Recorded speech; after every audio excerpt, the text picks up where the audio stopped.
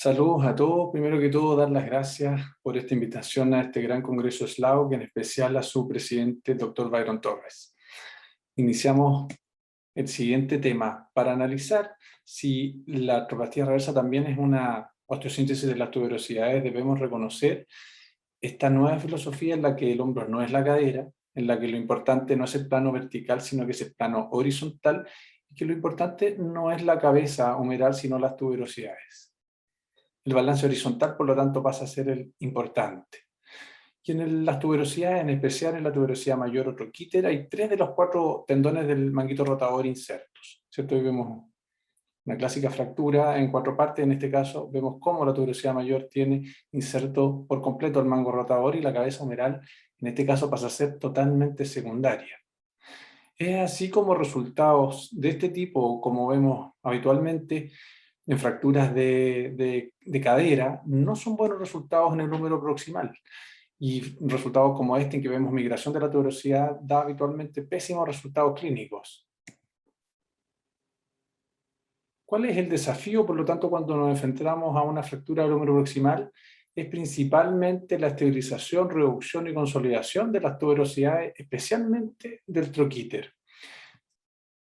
Y por lo tanto, cuando nos derivan un caso como este a los centros de referencia, en que habitualmente el tratante está preocupado de esa protrusión de los tornillos y del daño glenoideo, nosotros sabemos que eso lo podemos reconstruir, tratar de forma muy adecuada. Por el contrario, esta falta, esta ausencia de tuberosidad es la que no podemos hasta el día de hoy solucionar de buena forma. No tenemos nada que reemplace a la presencia o ausencia, en este caso, de rotadores externos.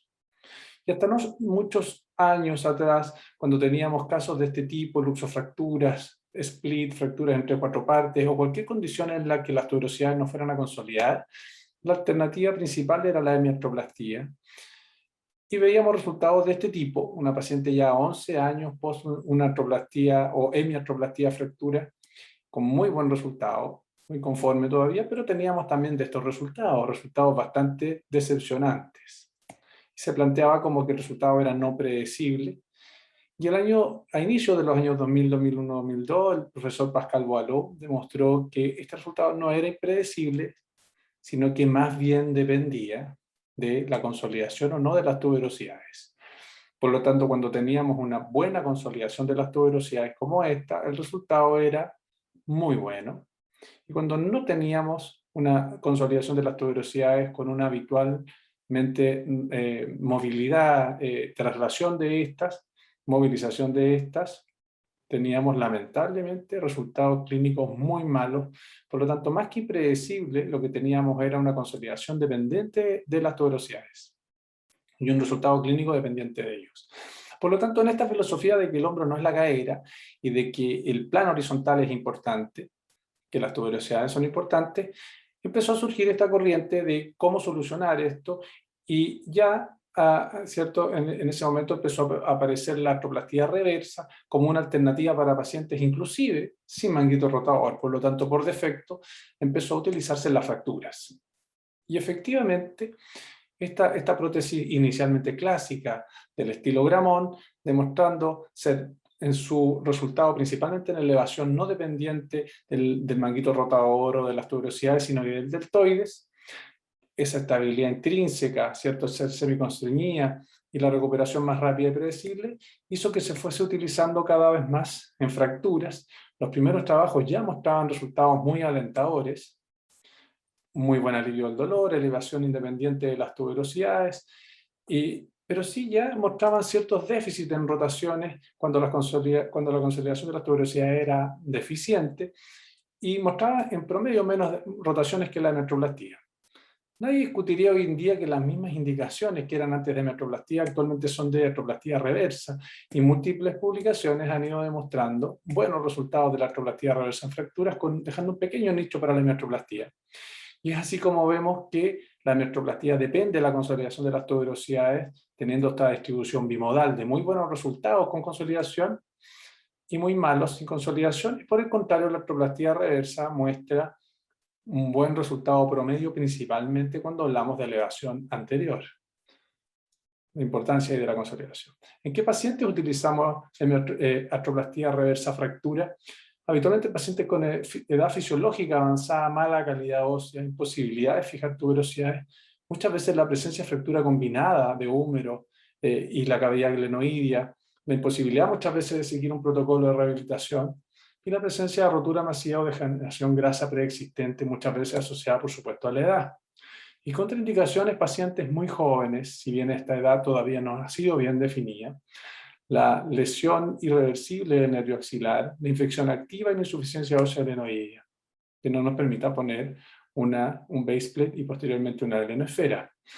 Los resultados a largo plazo son bastante buenos. Aquí vemos casi 1000 pacientes evaluados por el estudio multicéntrico francés, con más de 400 con un seguimiento completo y con más de 119, como vemos allí, evaluado más de 5 años de seguimiento, y vemos los resultados son bastante satisfactorios, con un SSB alrededor de 70, un CONSTANT de 57, ajustado a la edad, prácticamente también acercándose a los 70.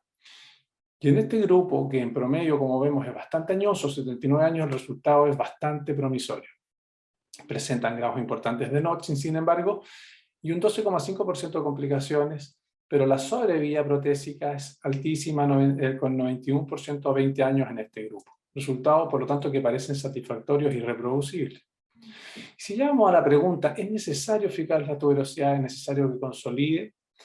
Me parece importante rescatar este trabajo también de un estudio multicéntrico francés comandado por el profesor Boileau, en que vemos que ellos evaluaron la consolidación o no consolidación de las tuberosidades y compararon los resultados, y sin consolidación ellos tenían 65% de SCB, con consolidación 83%, y vemos la diferencia enorme en elevación anterior y rotación externa entre pacientes con y sin consolidación de las tuberosidades.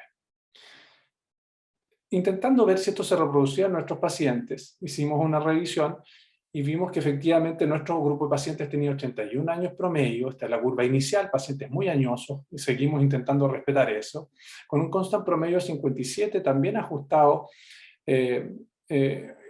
llegaba alrededor de los 70, y con un SSB de 73.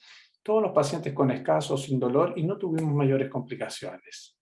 Como vemos, el CONSTANT ajustado por edad se acercaba a los 70 puntos, al igual que en el grupo francés.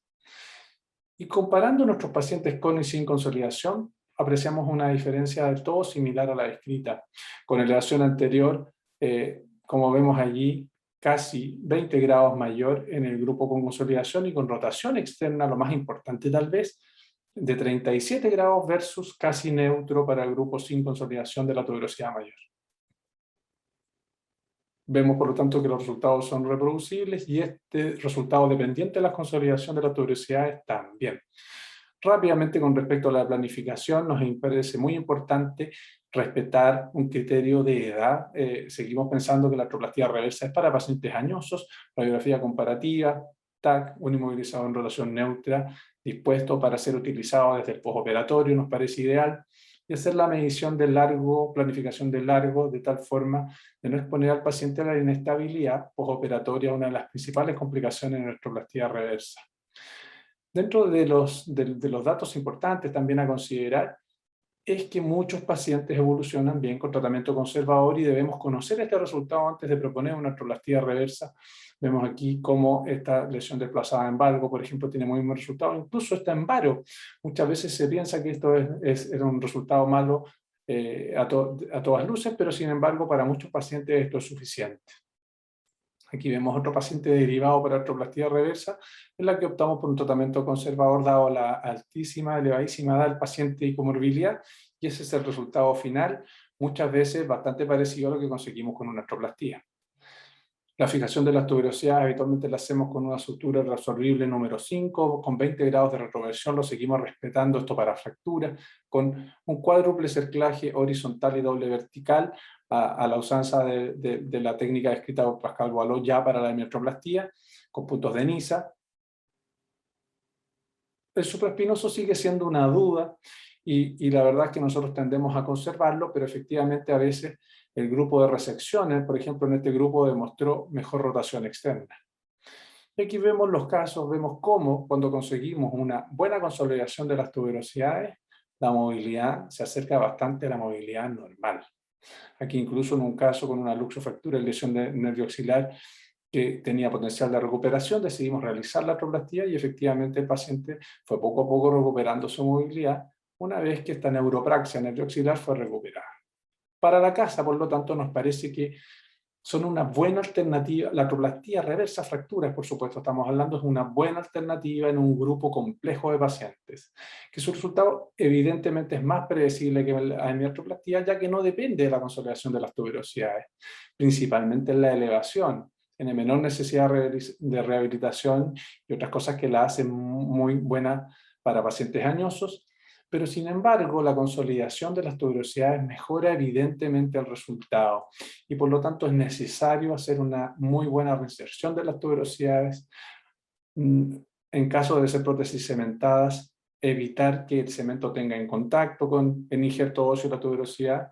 Si conseguimos una buena consolidación de las tuberosidades, vamos a conseguir un hombro bastante mejor, ya que además de elevación va a tener buenas rotaciones. Muchas gracias.